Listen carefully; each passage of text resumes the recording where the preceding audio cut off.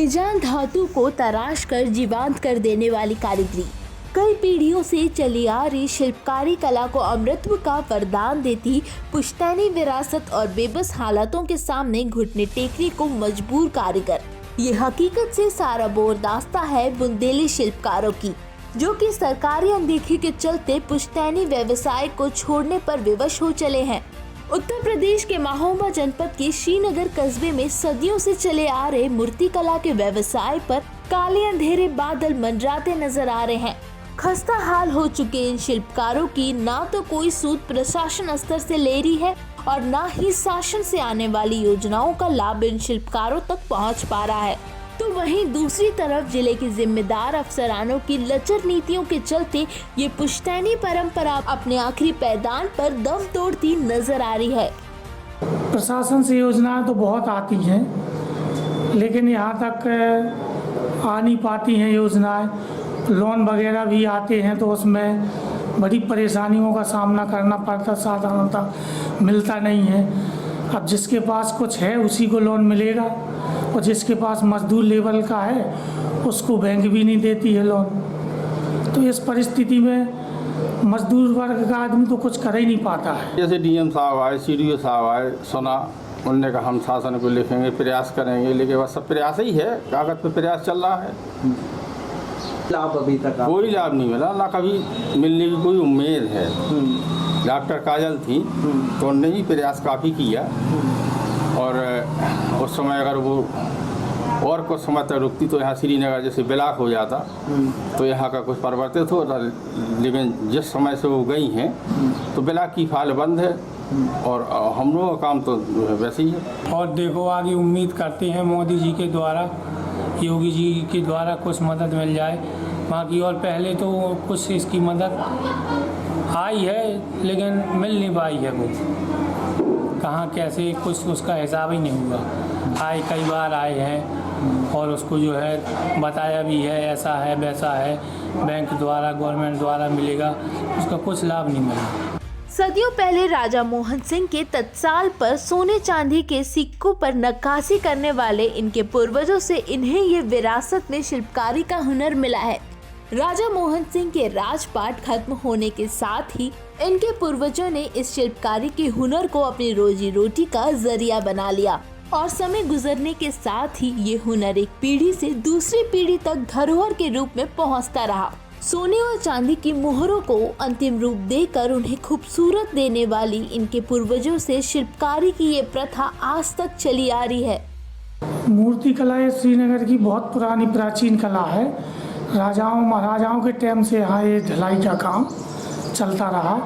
पहले तो वगैरह उनके अस्त्र शस्त्र की ढलाई होती थी, फिर इसके बाद मूर्ति में कन्वर्ट हो गया ये, और हमारा तो 3 पीढ़ी से काम चल रहा है। 200 साल पहले करीब राजा मोहन सिंह थे, उनके यहाँ जो है हमारे पूर्वज लोग ढलाई का काम करते थे। सिक्के वगैरह की ढलाई होती थी, तोपों की वगैरह ढलाई होती थी। हाँ, ये करीब 200 साल पहले से वहाँ होता रहा। उन्हीं के पूर्वजों के काम करते करते यहाँ हम लोग भी जो है अपना काम शुरू कर लिए। ये श्रीनगर में राजा मोहन सिंह का किला था, तो किले में जो है चांदी के सिक्के ढलते थे श्रीनगर वाले, यहाँ टकसाल थी। और फिर जब जो है मोहन सिंह के किले में सिक्का ढलना बंद हो गया तो फिर हम लोगों ने मूर्ति कला का काम चालू किया। हमारे बाबा भी करते रहे, पिताजी भी करते रहे और हम भी कर रहे। बाबा तो जो है गुजर गए, पिताजी अब भी हैं मान लो, तो वो कर रहे, हम कर रहे हैं।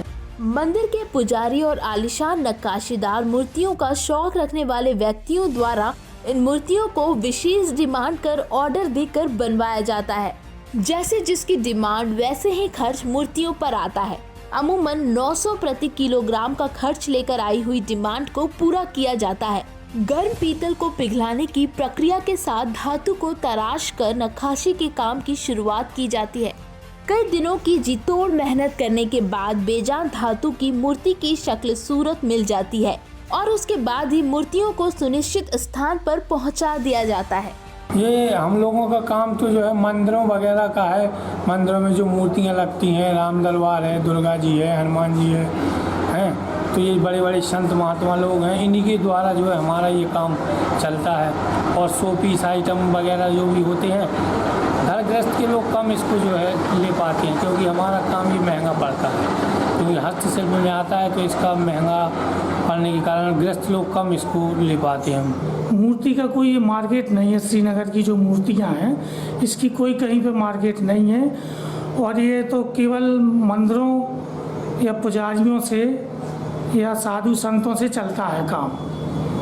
वही जो काम देते हैं, आर्डर वगैरह करते हैं, बस तभी ये काम आगे बढ़ता है। बाकी थोड़ा बहुत गृहस्थ लोग वगैरह ले जाते हैं, और इसका कोई मार्केट नहीं है।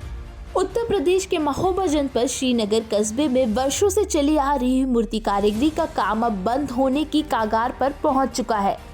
जीतोड़ मेहनत और खून पसीना एक करने के बाद भी मूर्तियों की वाजिब कीमत नहीं मिल पा रही है। अपने अंतिम पड़ाव पर जा चुकी इस कला से ना तो युवा वर्ग जुड़ना चाहता है और ना ही इस कला को जीविका का साधन बनाना चाहता है।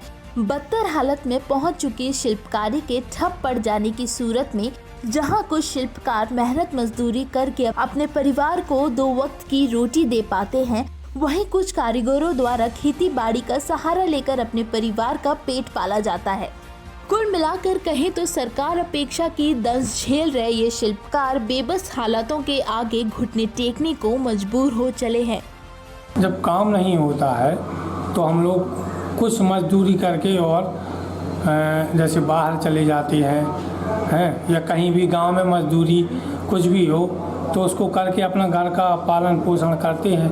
और ये काम तो ऐसा है कि अगर ऑर्डर वगैरह मिल गया तो कर लिया, नहीं तो अपनी मजदूरी करके अपना भरण पोषण कर लेते हैं इसका। अब वो तो जो है खेती है तो उसी से अपना काम चलाते हैं, मजे है। ये तो भगवान का काम है, अगर लेने वाला आ गया तो ठीक है, नहीं आया तो जो है दवा के लिए पैसे मांगो तो ना मिलेंगे। बच्चों को हम ना कभी चाहेंगे ना सिखलाएंगे, बच्चों को तो क्या शिक्षा होगी तो बस, और उनको गवर्नमेंट जॉब प्रयास चल रहा है और करेंगे वो लोग जो है। बाकी उनको हम कभी नहीं सिखाएंगे, वो तो जब तक हम कर रहे हैं इसके बाद तो ये धंधा बंद ही होना है, बिल्कुल बंद होने की कगार पे है। इस व्यवसाय में मूर्ति कला में इसमें बहुत ज़्यादा मेहनत है। मेहनत के अलावा कला है, इसको आगे की पीढ़ी कोई करना नहीं चाहता है, और इसमें पूंजी भी ज़्यादा लगती है। पूंजी के अलावा लेबर वगैरह नहीं, इसकी कोई इसको मतलब सीखना भी नहीं चाहता इस काम को।